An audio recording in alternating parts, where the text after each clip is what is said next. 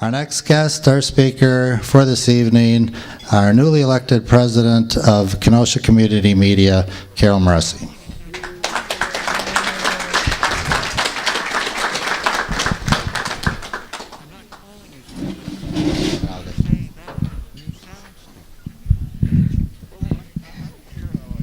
Welcome, everyone. Thanks for coming to help us celebrate one more year of community media. With Kenosha Community Media existing for the last 10 years and Kenosha TV existing for 19 years before that, for the total of 29 years. Kenosha TV became Kenosha Community Media, a nonprofit organization in 2004, and is also known as KCM for short, so that's what I'm going to call it. KCM provides opportunities for individuals or groups in the community 18 years or over to take a video production class to learn to use our video production resources, and then to create and submit their video projects to air on Kenosha TV Channel 14 or 15.14. The video production facilities and equipment are located inside the Time Warner building and include video cameras, 2 editing suites, a 3-camera video recording or TV studio with control room, a conference room, and a playback room from which the video is broadcast. KCM has a YouTube page at kenoshatv.org that features organization-produced video, which is produced by staff, sometimes along with volunteer crew. KCM maintains a Facebook page at Kenosha Community Media, where most of the organization-produced video is shared, and recently, a new intern from UW Parkside has begun to post on that site as well, especially on Thursdays when he posts a Throwback Thursday photo. Our informational website is at kenoshamedia.org. Most video programs are produced by volunteers working together after taking the training to learn how to use the equipment. Many of you in this room, and many who couldn't be here today, have learned to use KCM's video equipment, and video you've created has been broadcast on Kenosha TV. Thank you so much for the many worthwhile video projects that you've created and shared with our community. And thank you for inviting various people and organizations onto your programs as guests. Sometimes KCM-trained video participants, which we sometimes call independent producers, are also asked if they would be willing to help as crew on organization-produced video projects. A special thank you to those who have been asked and agreed to help with staff-led multi-camera video shoots for the benefit of the community. This year, those projects have included the Kenosha Symphony Orchestra, Literacy Council Spelling Bee, the Harbor Park Jazz and Blues Festival, the Civic Veterans Parade, the School Board Election Forum, several projects at the museums, and some other projects. KCM staff and volunteers have also significantly assisted in the production of Gateway Connections video, along with representatives from Gateway Technical College. Those types of projects are particularly valuable for several reasons. First, because they show that it's possible for KCM to produce quality, major, multi-camera video projects using volunteers. Secondly, it gives significantly increased exposure to some of the community's important organizations and events. Thirdly, because KCM representatives are able to seek and obtain some sponsors for those video projects, providing some financial support for KCM. Financial support is needed in order to continue to carry out these types of projects, since they do soak up a lot of our resources. And one of our most important resources is the time and energy of the KCM staff and volunteers involved in projects like these. We'd like to grow, and one idea being considered is to possibly find a way and the resources to offer small stipends to those willing to regularly help with some community-oriented video projects that are led by staff, providing some financial encouragement to help and to excel. Thanks to KCM sponsors who have found it worthwhile to support specific video projects, directed by our media coordinator, Jason Rimkus, along with groups of volunteers. Our 2014 sponsor and donor list is illustrated in your event program. Sponsors and supporters for 2014 include the City of Kenosha, Time Warner Cable, Runsheimer International, the Kenosha Community Foundation, Kenosha News, the Gateway Technical College, UW Parkside, RG Productions, Harborside Bait and Tackle, the Mahone Fund, Pacedes, Maestro of Music, CABA, the Kenosha Area Chamber of Commerce, Southport Bank, the Kenosha Public Library, JB Collision, Platinum Systems, the 23rd Avenue Church of Christ, Johnson Bank, WIBIC, and others. WIBIC is the Wisconsin Women's Business Initiative. If I mistakenly left some sponsors out, I do apologize. We appreciate all support provided. Donations have been received by several individuals, and some businesses and individuals do prefer to remain anonymous. KCM televised a KCM telethon in spring 2014. Thank you so much to everyone who involved in carrying that out. There's a need for KCM to be more visible and more understood, to educate more about how to make use of KCM media resources and to network throughout the community, the business community and the nonprofit community. During the last year, KCM made a presentation at a Rotary West meeting. KCM invited the nonprofit networking group of the Kenosha Area Chamber of Commerce to create 1-minute public service announcements about their organizations, and 5 nonprofits created 7 announcements that are available to watch on TV and online. A 6th grade class at Harborside Academy requested for KCM to talk to their class when they were creating public service announcements on their iPads about the Great Lakes. And then they came to visit the Media Center. KCM representatives attend some Chamber of Commerce and CABA networking and learning events. And a KCM representative attended the Nonprofit Leadership Conference at UW Parkside. Over 50 nonprofit organizations benefit from KCM media resources each year. Many of those nonprofits don't have the time to learn to use the resources themselves, since the staff and volunteers of those organizations have their hands full just running their organizations. Therefore, Kenosha Community Media is reassessing what it can offer to nonprofit organizations and is working towards finding ways to work with nonprofits for the benefit of the community, while at the same time finding ways to locate entities to support such collaborations financially. Working together more and being more open to new types of collaborations could be one avenue to help with the sustainability and success of KCM, as well as helping with the media needs for those organizations.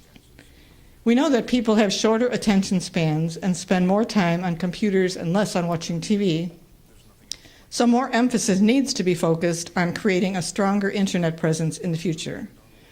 Although television is still watched by many and is useful to many people in the community, there needs to be more of a focus on short video that can be used in both places, on the internet and TV. KCM's previous model of everyone doing their own thing, producing video projects using KCM resources, it is not necessarily sustainable as the only primary activity. KCM leaders don't want our organization to join the ranks of those public access media stations that have disappeared around our nation. So fresh tactics are called for in order to move forward. It's very possible that the cable company franchise will change hands in 2015. When that happens, changes may become necessary. Although KCM faces a number of challenges in becoming of increased benefit to our community, KCM leaders are optimistic and continue to work towards improvements and seek to be of increased value to our community. KCM needs to convert itself to be more of a service for nonprofits rather than only an opportunity to learn to use our equipment. KCM needs to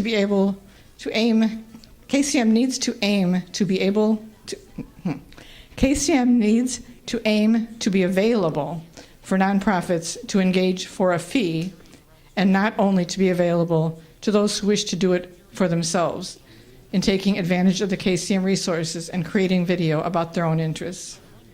KCM needs to have many more sponsors and donors in order to diversify our income and to be able to afford more paid help in the future. Right now, we operate with 2 paid staff members, Jason Remkus, a media coordinator, and Ralph Piro, part-time media assistant. And they work different hours so that the media center's open to use as much as possible. We do have the part-time intern now, which is made possible through an arrangement with UW Parkside. But we would like to work towards having more paid help so that more can be accomplished. Last year, KCM spent more money than its budget allowed, as you can see if you look at the annual report, which is available on the table back here if you'd like one. KCM has set a goal to raise $10,000 this year and is getting closer but has not yet reached it. There's a graph in today's event program showing that we're approaching the $9,000 level. You can help us to reach our goal by placing a bid on the many silent auction items available today. Also, any amount of contribution is always very much appreciated. We do have pledge cards available on each table that you can add to our donation or pledge box over there. Or please consider contributing a little bit in the future. Thank you all for attending the celebration, and especially to some of our nonprofit organization friends, including representatives from the United Way, the Tri-County Tobacco-Free Coalition, Walking in My Shoes, the Kenosha Area Chamber of Commerce, the Lighthouse Networking Group, the Nonprofit Networking Group, the Kenosha Achievement Center. The Mahone Fund was supposed to have a representative, but I don't see her here today. And there may be a few others. I know Senator Wirch came also. All of whom have had something appear on Kenosha's TV at one time or another about their organization. And thanks to some of my friends for attending also. It would be great if everyone here invited some friends or people that have appeared on your video programs, or people that appreciate our efforts next year for our 30th anniversary. I believe we'll be watching some video next that's made possible by some of our sponsors, if I heard correctly. And thank you all again for joining us, and enjoy the rest of the evening.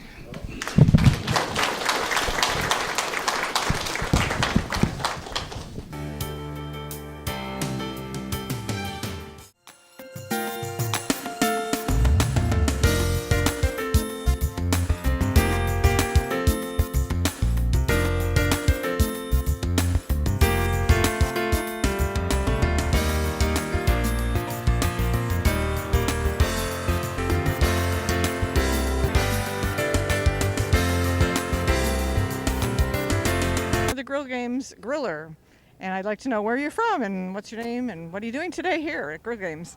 My name is Ken Coleman. I come from Haynesville, Illinois. My team is Ken's Burnt Ends.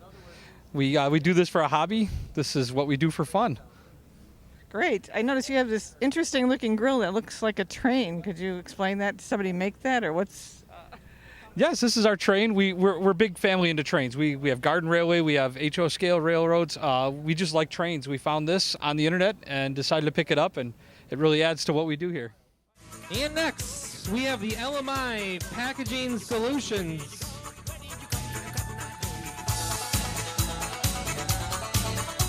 Rumor has it there's a big rivalry between this team and Johnson Bank. I think there's a lunch on the line tonight.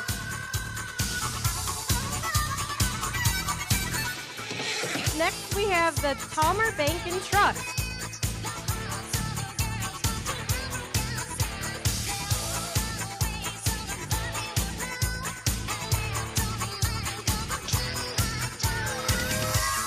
You who might not know, at the Literacy Council, our programs teach reading, writing, and speaking skills to adults so they and their families can achieve financial independence, good health, and greater involvement in our community. We have a wide variety of programs that are offered to help adults improve their literacy skills so that they can achieve goals that are specific to their needs. So it might be helping their child read, or with their homework, it might be to fill out a job application, to understand finances and banking, or talk with a doctor. At the Literacy Council, programs include drop-in tutoring, where students are matched with volunteer tutors. We have some here tonight, and we always need more, right? Yeah. A one-on-one tutoring program, and many different small group classes that focus on things like health literacy, computer skills, citizenship, workplace literacy, and much more.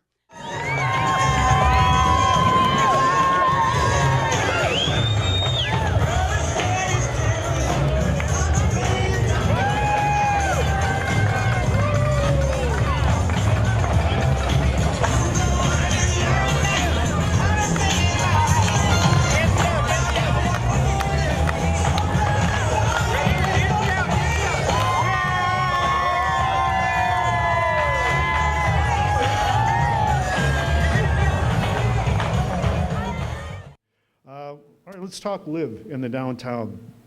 Virginia Towers obviously sat there for many years. They're in the middle of leasing up some of their space now. As of a couple of days ago, they were about half full. So that's on the way. 55 and older, 35 units added to the downtown. The Fifth Avenue Lofts project at the Wells site, we expect that building to come down in the fall here, and construction, remediation and construction to start soon after, and a year from now they'll be leasing up space. The YMCA project moving forward, again, same timeline. We expect construction to start before the end of the year, and again, leasing up by the end of next year. So 45 units. So that's 140 units that we're going to be adding to the downtown right along that 58th Street corridor, where I think we need probably the most help.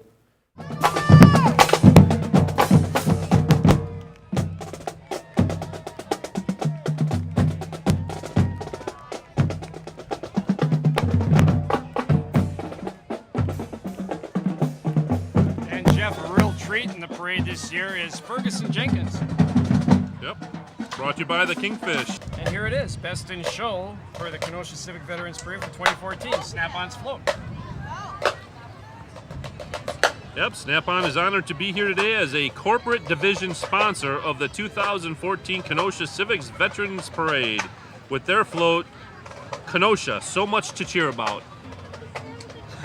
I mean, that's a nice float. It sure is. That's a beautiful float. The float incorporates many of the things that Kenosha is known for, such as the lake, the lighthouse, and trolley, and it welcomes the addition of the Kenosha Kingfish baseball team. Snap-on is proud to have made Kenosha their home for more than 84 years. Check that out, the kingfish coming out of the water. Yep, that's beautiful. That's pretty sharp. That's a nice float. Very good job.